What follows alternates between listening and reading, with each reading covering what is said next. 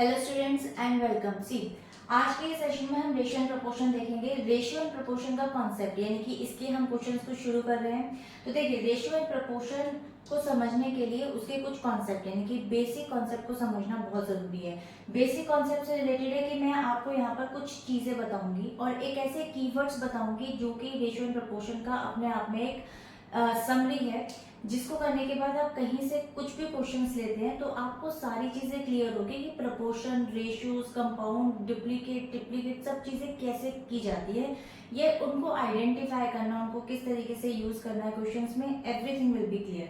देखिए, आज का कॉन्सेप्ट जो है वो है बेसिक। बेसिक यानी कि आपको बेसिक टू एडवांस क्वेश्चंस पर मैं लेकर जाऊंगी, लेकिन पहले सारे बेसिक समरी समझेंगे और उसके बाद एक क्वेश्चन भी समझेंगे, जिससे हमें क्लियर होगा कि किस टाइप से क्वेश्चंस को हम डिस्कस करेंगे। तो चलिए स्टार्ट करते हैं सेशन को। देखिए, यहाँ पर आपको फाइंड करना है कंपाउंड रेशियो। कंपाउंड रेशियो किस तरीके से फाइंड करेंगे? देखिए, ratio are compounded by multiplying together the antecedents for a new antecedent and the consequent for a new consequent। अब एंटीसीडेंट्स क्या होता है और कॉन्सिक्वेंट्स क्या होता है, इसको देखते हैं। देखिए, 4:3 हमारा क्या है? एक रेशियो है। This is a compounded ratio. Compounded ratio when it's multiplying by itself, यानी कि अगर हम बात करें इसकी, अगर ये अपनी ही सेम डिजिट से दोबारा मल्टीप्लाई होता है तो आपको रिजल्ट देगा वो ये, यानी कि 4⁴ इज टू 3⁴, यानी कि इसको हम क्या बोलेंगे यहाँ पे? ये डुप्लीकेट रेशियो है। इसको हम यहाँ पर बोलेंगे डुप्लीकेट रेशियो। इसको हम बोलते हैं डुप्लीकेट रेशियो। उसके बाद अगर हमारे को यहाँ पर 4⁵ इज टू 3⁵ दी होगी तो ये हमारा हो जाएगा यहाँ पे triplicate ratio. This is called triplicate ratio. और ट्रिप्लीकेट रेशियो बेसिकली आपका किसका होगा? ट्रिप्लीकेट रेशियो होगा 4:3 का, ठीक है, ऑफ 4:3 का। इसी तरीके से डुप्लीकेट रेशियो ऑफ 4:3 की होगी। अगर हम बात करें यहाँ पे √4:√3 अगर आपको दे रखा है तो ये चीज आपकी कहलाती है सब डुप्लीकेट, यानी कि दिस इज कॉल्ड सब डुप्लीकेट रेशियो। सब डुप्लीकेट रेशियो। तो ये चीजें समटाइम क्या होता है, क्वेश्चंस में पूछी जाती हैं। क्वेश्चन आपको आया, क्वेश्चन में दिया हुआ है, आपको नहीं पता होता कि डुप्लीकेट, ट्रिप्लीकेट, सब डुप्लीकेट या सब ट्रिप्लीकेट रेशियोज क्या होती हैं, या कॉन्सिक्वेंट क्या होता है, या फिर आप कह सकते हैं कि एंटीसीडेंट्स क्या होता है। और समटाइम तो प्रोपोर्शन नहीं समझ में आता कैसे निकालते हैं, या प्रोपोर्शनल पार्ट कौन सा होता है, मीन्स क्या होते हैं, एंड पार्ट क्या होता है, नहीं क्लियर होता। तो आज के इस समरी पार्ट में हम सबको समझेंगे। अगर आपको a की पावर 1/3 या फिर आप ये कह सकते हैं कि 4 की पावर 1/3 और b की पावर यानी कि 3 की पावर 1/3 दे रखी है तो इसको हम बोलेंगे सब triplicate ratio. This is called सब ट्रिप्लीकेट रेशियो। तो ये हमारा यहाँ पर एक पार्ट कंप्लीट होता है, जिसमें हमने ये सीखा कि किस तरीके से अगर compounded ratio multiplying by itself तो इस तरीके से आपको ये देता है और उनके क्या क्या नाम होते हैं, क्या उनको कहा जाता है। तो चलते हैं इसके एक और स्क्रीन के ऊपर और देखते हैं कि आगे के पार्ट में एंटीसीडेंट्स और कॉन्सिक्वेंट्स क्या होते हैं और उसके भी कुछ ऐसे सब पार्ट्स हैं, उनको क्या कहते हैं। स्टूडेंट्स देखिए, यहाँ पर ये सेकेंड पार्ट है, उसके कुछ सब पार्ट्स नहीं है, मतलब मैं आपको ये सारी चीज क्लियर कर रही हूँ। उसके बाद एक और समरी है छोटा सा, जिसमें आपको पता लगेगा मिड टर्म और एंड टर्म्स क्या होती हैं, या फिर आप बात करें तो प्रोपोर्शनल क्या होता है। वो पार्ट के साथ ही मैं आपको एक क्वेश्चन भी क्लियर करूंगी। पहले इसको समझ लेते हैं। देखिए, the number of times one quantity contains another quantity of the same kind is called ratio of two quantities. ये तो आपको पता ही है कि रेशियो किस तरीके से होती है, क्या होती है। जैसे कि मैंने यहाँ पर लिख भी रखा है, ये रेशियो होती है, यानी कि 2:3 की अगर मैं बात करूँ तो वो रेशियो है, यानी कि लाइक इस तरीके से 2:3 में 2 and 3। तो आप इसको इस तरीके से भी लिख सकते हैं कि 2/3, या फिर आप लिख सकते हैं 2 and 3 लाइक दिस। तो ये आपका रेशियो कहलाता है, ये पार्ट आपका रेशियो का कहलाता है। अब अगर हम बात करें यहाँ पे कि 2:3 के अंदर कॉन्सिक्वेंट्स क्या होते हैं और एंटीसीडेंट्स क्या होते हैं, तो ये जो 2 होता है ये हमारा होता है फर्स्ट टर्म, ये हमारी होती है फर्स्ट टर्म। और सेकेंड टर्म की अगर हम बात करें तो ये होती है हमारी सेकेंड टर्म।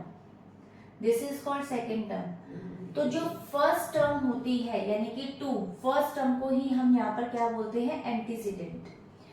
एंटीसीडेंट और सेकेंड टर्म जो मैंने यहाँ पर लिखी है इसको हम बोलते हैं कॉन्सिक्वेंट। ये हमारा हो गया कॉन्सिक्वेंट। तो यही सबसे मेन चीज है कि first term, second term and first term called antecedent and second term is called consequent. तो आगे बढ़ते हैं। देखिए अगर आपको 2:3 रेशियो दी हुई है, ठीक है, और उसको अगर मैं लिखूं यहाँ पे 1/2 एंड रेशियो इज 1/3, तो आप देख सकते हैं कि 2 के नीचे 1/3 आएगा और डिनोमिनेटर के नीचे जब डिनोमिनेटर आता है तो वो हमेशा रेसिप्रोकल होके ऊपर न्यूमरेटर बन जाता है, यानी कि इसका जो बनेगा वो बनेगा 3:2। तो ये हो जाएगा हमारा यहाँ पे रेसिप्रोकल। ठीक है, तो रेसिप्रोकल को हम ये भी लिख सकते हैं रिवर्स। रिवर्स यानी कि इसको हमने उल्टा कर दिया, यानी कि रेसिप्रोकल कर दिया, तो ये रेसिप्रोकल रेशियो कहलाती है। Antecedent is equal to consequent. जब भी आपका antecedent is equal to consequent होगा तो आप इसको बोलेंगे ratio of equality. Ratio of equality यानी कि कैसे और कहां, कैसे 2:3 था, और अगर एंटीसीडेंट कॉन्सिक्वेंट के बराबर है तो 2 की जगह 3 भी लिख सकते हो, तो 3:3 हो गया। अब आप देख सकते हैं 3:3 दोनों बराबर है, इसलिए ये आपका हो जाएगा यहाँ पे रेशियो ऑफ इक्वालिटी। इसी तरह antecedent it's basically greater than consequent, यानी कि एंटीसीडेंट बड़ा है, यानी कि इसको बोलेंगे रेशियो ऑफ ग्रेटर इनइक्वालिटी। जैसे कि एग्जांपल से मैं आपको बताती हूँ कि अगर 4:3 की रेशियो है आपकी, 4:3 की, तो 4 इज बेसिकली क्या हो जाएगा, ग्रेटर देन 3, तो 4:3 की रेशियो आपकी बनेगी यहाँ पर। अगर हम बात करें 6 पॉइंट में, antecedent is basically less than the consequent, तो इसको हम क्या बोलेंगे, इसको हम बोलेंगे यहाँ पे ratio of less inequality. Less inequality, ठीक है। तो जब हम इसको बोलेंगे तो हम यहाँ पर क्या लिखेंगे, 3, इट्स बेसिकली लाइक दिस, तो 3:4 की रेशियो बनेगी इस तरीके से। तो ये बेसिकली एक छोटा सा पार्ट था जो समरी का मैंने आपको बताया। एक और स्क्रीन पर मूव करते हैं जिसमें मैं आपको एंड टर्म्स बताऊंगी, मिडिल टर्म्स बताऊंगी, प्रोपोर्शन बताऊंगी और उसी से रिलेटेड एक क्वेश्चन भी सॉल्व करते हैं। देखिए स्टूडेंट्स, देखिए आपको यहाँ पे एक क्वेश्चन दिया होगा और इस क्वेश्चन को हम बाद में समझेंगे। पहले कुछ नोट्स देखेंगे और उसके थ्रू समझेंगे एक एक चीज इसकी। यहाँ पर आप एक चीज नोट कर सकते हैं, ये एक्सट्रीम है और ये मीन्स है। ये आपको तभी समझ में आएगा जब आप समरी के कुछ नोट्स को देखेंगे। देखिए मैंने यहाँ पे कुछ नोट्स बनाया और अभी मैं आपको बताऊंगी 1 बाय 1 एक एक चीज की किस तरीके से आपको क्वेश्चन में दी होती है और आप उसको लेके कंफ्यूजन ना क्रिएट हो। देखिए the fourth term can be found. Fourth term क्या होती है मैं अभी आपको बताऊंगी, लेकिन सबसे पहले फोर्थ टर्म अगर हमें निकालनी हो तो हमें क्या करना है। देखिए फोर्थ टर्म निकालने के लिए जो आपकी यहाँ पर थर्ड टर्म होती है, थर्ड टर्म और बेसिकली एंड आपका सेकेंड टर्म, उनको आप क्या करते हैं, मल्टीप्लाई, आपस में मल्टीप्लाइंग, ठीक है। तो आपको क्या करना है, फोर्थ टर्म निकालने के लिए you should basically multiplying the third term and the second term और उसके बाद divide the product by the, यानी कि फर्स्ट टर्म, यहाँ पर हम लिख देंगे बाय द फर्स्ट टर्म, ठीक है। अब जो आपकी फर्स्ट टर्म होती है उससे हम उसको डिवाइड करते हैं। अब आपको देखना है कि फर्स्ट टर्म क्या होती है, सेकंड टर्म क्या होती है, थर्ड टर्म क्या होती है एंड फोर्थ टर्म क्या होती है। देखिए कंसीडर द रेशियो, 2 रेशियोज आपको यहाँ दिए 6:18 एंड 8:24।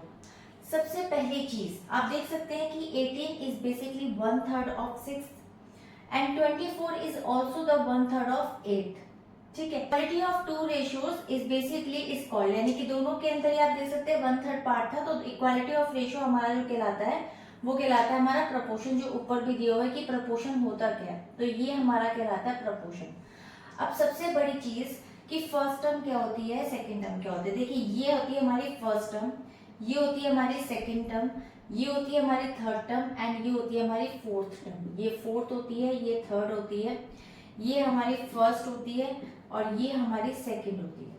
पहली चीज अगर हम प्रपोर्शन की बात करें तो हम प्रपोर्शन को किस तरीके से लिखते हैं, 6:18 और प्रपोर्शन को हम इस तरीके से लिखते हैं 8:24 लाइक दिस। सबसे बड़ी चीज इसको हम ऐसे लिखते हैं। अब हम अगर बात करें यहाँ पे फर्स्ट टर्म की और फोर्थ टर्म की, यानी कि 6 और 24 की, 6 एंड 24, ठीक है, यानी कि फर्स्ट टर्म और ये हमारा हो गया फोर्थ टर्म। ये तो आपको पता ही होगा कि 6, 18, 8 एंड 24 हमारी ये सारी टर्म्स है। तो 6 और 24 की अगर हम बात करें, लास्ट फर्स्ट वाली और लास्ट वाली, तो ये हमारे कहलाते हैं एंड टर्म्स। और एंड टर्म्स को हम क्या बोलते हैं, जो यहाँ पर दिया हुआ था एक्सट्रीम्स, इसको हम बोलते हैं एक्सट्रीम्स। ये हमारा हो गया यहाँ पे एक्सट्रीम्स। इसी तरीके से अगर मैं बात करूं यहाँ पे 18 एंड 8, 18 एंड 8, तो 18 हमारा है सेकंड टर्म और ये है हमारा थर्ड टर्म, ठीक है। तो जो हमारा बीच का पार्ट होता है ना, तो इसको हम बोलते हैं मिड टर्म। मिडिल टर्म भी बोल सकते हैं, मिड टर्म भी बोल सकते हैं, इसको हम बोलते हैं मीन्स। यहाँ पर दिया हुआ है मीन्स। तो आपको जब क्वेश्चन में दिया होगा तो आपको खुद ही समझ में आ जाएगा कि मिड टर्म्स यानी कि मीन्स आपका बेसिकली क्या होता है, यानी कि सेकंड एंड थर्ड टर्म्स होती हैं। और अगर एक्सट्रीम्स दिया तो आप समझ जाएंगे एक्सट्रीम यानी कि एक्स वाली, यानी कि जो बाहर निकली हुई होती है, यानी कि फर्स्ट वाली और फोर्थ वाली, तो वो हमारी होती है एंड टर्म्स। एंड टर्म्स यानी कि एक्सट्रीम्स। ये आपका एक पार्ट हो गया, प्रपोर्शन आपको समझ में आ गया है। First term, second term, third term and fourth term समझ में आ गया। एक चीज और, अगर मैं बात करूं सिंपल 24 की, तो 24 रेशो जो होती है, यानी कि लास्ट का जो नंबर होता है, ये जो रेशो होता है, इसको ही हम क्या कहते हैं, इस कॉल्ड बेसिकली प्रोपोर्शनल रेशो। इसको हम बोलते हैं प्रोपोर्शनल रेशो। ये चीज आप ध्यान रखना, ये अभी क्वेश्चंस में आएंगे तब आपको पता लग जाएगा। इसको बोलते हैं प्रोपोर्शनल रेशो, यानी कि 24 जो लास्ट का टर्म है। अब हम क्वेश्चन पर आते हैं और क्वेश्चन के अकॉर्डिंग समझते हैं कि एक ये बहुत छोटा और बेसिक क्वेश्चन है। मैं आपको इसके बहुत सारे क्वेश्चंस कराऊंगी स्लोली एंड स्टेडली, बट फिलहाल के लिए हमें ये समझना है कि क्वेश्चन क्या कह रहा है और हमें क्वेश्चन कैसे सॉल्व करना है। देखिए, if the four quantities be in proportion and the product of the extreme, यानी कि first term and last term is equal to the product of the means, यानी कि second term and third term का product basically बराबर है आपका इस तरीके से। देखिए क्वेश्चन में आपका ना, लेट दी फोर क्वांटिटीज, सबसे पहले हम क्या करते हैं यहाँ पे, ये जो आपको दिया हुआ है कि क्वांटिटीज है, तो लेट दी फोर क्वांटिटीज, हम कुछ फोर क्वांटिटीज ले लेते हैं पहले यहाँ पर, और उसके अकॉर्डिंग हम क्वेश्चन को सॉल्व कर लेंगे, जिससे हमें निकालना है 3, 4, 9 एंड 12। अब देखिए एक बहुत ही इंटरेस्टिंग चीज, सिंपल सी चीज है। क्वेश्चन बोल रहा है four quantities be proportion and the product of the extreme is equal to the product of the means, यानी कि आपको 3 से 12 से मल्टीप्लाई करोगे तो आपका आंसर क्या आएगा 36, और मीन्स यानी कि जो मिडिल टर्म्स है 9 को 4 से मल्टीप्लाई करेंगे तो आपका आंसर आएगा 36। तो सिंपल सी चीज है, ये चीज बनाने के लिए आपको करना क्या है, सबसे पहली चीज आप सिंपल लिख लीजिए मल्टीप्लाइंग ऑफ अ रेशो। देखिए बहुत सिंपल है, आप क्या करेंगे, ये जो रेशो बनी है वो बनी है 3/4 और 9/12। आपको क्या करना है, 3/4 को मल्टीप्लाई करेंगे 4 मल्टीप्लाई बाय 12 से, और इसी तरीके से 9/12 को मल्टीप्लाई करेंगे 4 मल्टीप्लाई बाय 12 से। देखिए 4 से 4 कट हो गया, 12 से 12 कट हो गया, simple 3 multiply by 12 and is equal to the 9 multiply by 4। अब देखिए आप 9 multiply by 4 is 36 and 12 multiply by 3 is 36, यानी कि 3 और 12 आपका ये क्या था एक्सट्रीम, और 9 और 4 जो मिडिल टर्म्स होती हैं, दिस इज कॉल्ड मीन्स।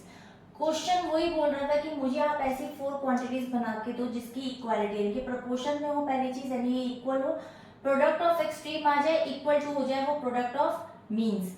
तो इस तरीके से आप क्वेश्चन को फाइंड आउट करते हैं कि आपका ऑटोमेटिकली निकल के आ गया कि एक्सट्रीम बराबर है मीन्स के, यानी कि product of extreme is equal to the product of means. So I hope कि ये वीडियो आपको क्लियर हो गई होगी, क्योंकि इससे रिलेटेड बहुत सारे क्वेश्चंस मैं आपको करवाने वाली हूँ, और नंबर सीरीज में मैं आपको स्टार्ट करा रही हूँ, तो उसके भी कुछ क्वेश्चंस बहुत सारे हम करेंगे। तो अगर आपको वीडियो अच्छी लगे तो लाइक और सब्सक्राइब कर सकते हैं। मिलेंगे एक और नए वीडियो में नए क्वेश्चन के साथ, तब तक के लिए till then bye bye and stay healthy.